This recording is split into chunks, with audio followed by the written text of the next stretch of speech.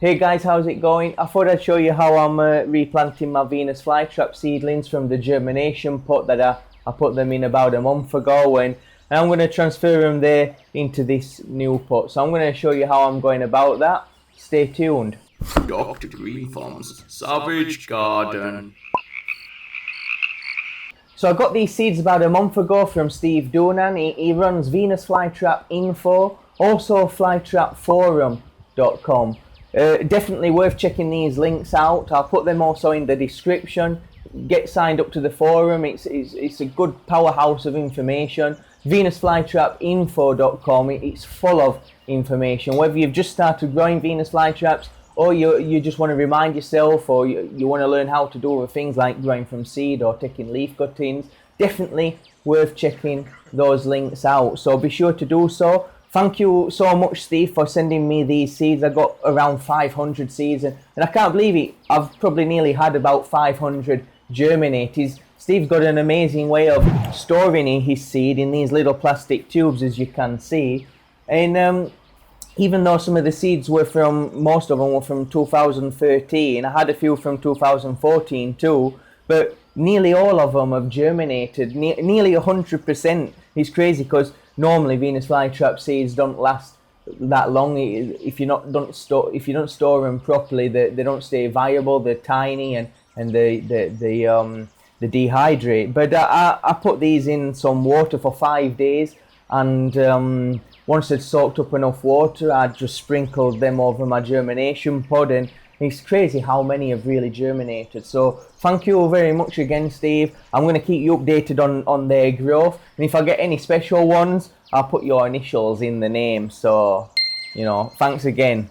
So I've decided to replant them so that they can have a little space to grow from their germination pots. When I first planted them, I just sprinkled them around, and you just don't know what's going to grow or not, and you end up normally having a load of little plants bunched up together. So it's good to take them out, and in here I can space them nicely, and they should be able to grow to a nice size before I can take them out again and put them in their individual pots. So I had a problem as well with Fungus Gnats getting into my germination pots. Started off just with a few little flies, and then within a week and a half, they were everywhere, flying around in my art studio, because that's where I'm keeping my germination pots. The light's nice and it's not too intense there, and I have a little grow room I've been putting them in for the time being, but it's been a bit of an infestation, and I've been trying to treat them with hydrogen peroxide. That's what I read on internet. You water it down 4 parts to 1 part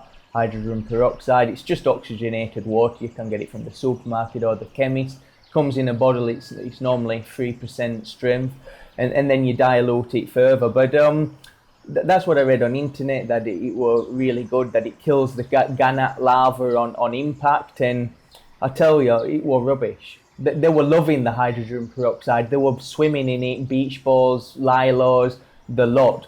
Really didn't work, and so I moved on. I did some more research, and I found out that BT, get an insecticide that has got BT, it's Bacillus thuringiensis or whatever. I don't know why they just don't give these things normal names, but apparently this works. They ingest the toxin, and it ruptures their stomachs and they die. And I did notice it took about 2 days before I noticed less larvae in the soil, but I just thought it's better just to get them replanted anyway. They needed replanting, so let's get to it. So I'm just picking out a little clump of seedlings here, being really careful with my tweezers not to damage the roots, and then I'm just popping them onto this fine gauze that I've stretched over a cup with an elastic band, and then when I spray off the old media, trying to remove all that old infected media, the water just drips through and it doesn't go everywhere. Before I was using a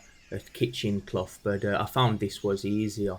And then I'm just popping them into my new pot where I can space them nicely so they can grow, and they've got a little bit of room to grow now in there. And just poking a little hole with my tweezers, and then being really careful to pick up my seedlings, and then just tapping them easily into their new pod, and then just pushing it down a little bit. And then I'm just going to give them a little bit of water, and that just helps to knock the media in place and also keeps them hydrated, because for that first 2 weeks until they start developing some nice roots, it's going to be really important to keep them well hydrated. That's how I lost my first fly traps, when I grew them by seed. They were doing so well, and then I forgot to give them some water for a day, thinking they'd be fine. The top of the media dried out, and they all withered away. It was pretty depressing. So there you are. So there you go. It's quite time consuming, but it is enjoyable, and once you get into the rhythm of it, it's just surprising how quick you can work. I've just been taking my time with it and trying to do 1 or 2 little tubs a day, and I've got about 2 more tubs to do, and it's just really important to, while they're in this stage, to keep them nice and wet, and that's how I lost my first load, by letting the top soil get a bit dry. And so now I'm just keeping them with an enclosure over the top to keep them nice and humid, stop them from drying out, and giving them a nice watering every day, making sure that it's nice and moist, as you can see. And yeah, I hope you enjoyed the video. So guys, thanks for watching. Make sure you subscribe and leave a comment. If you've had success using hydrogen peroxide, let me know in the comments, what am I doing wrong, you know. And also I'm going to have some more videos coming. I've got some Nepenthes coming from Carnivorous.eu. I've ordered a few different ones from him. I ordered a Ventricosa and a Berkey, and a Ventricosa with intermiss, and really looking forward to getting them. So when they arrive, I'll really look forward to showing you them. And I'm planning, I might re-put some in some of this what do you call this, cocoa I got from the campo a few weeks ago, and I thought if I chopped that up, I could make some cool little pots for that. So look forward to sharing that with you. Also, when I'm tending to my Venus flytraps and stuff, and any other gardening things, I like to share that with you. So make sure you subscribe for them future videos. Take care. See you later.